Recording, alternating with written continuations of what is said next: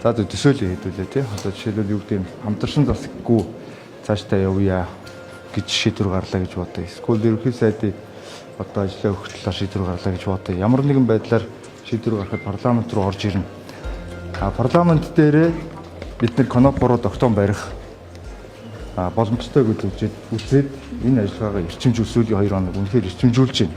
За сураг сонсож байгаа мөнгөний тоо замбраага алдчихэв. Би бол сураг сонсож сураг шүү. 2 триллион төгрөгд бол зарцуулж ингэж одоо яригдчихэв.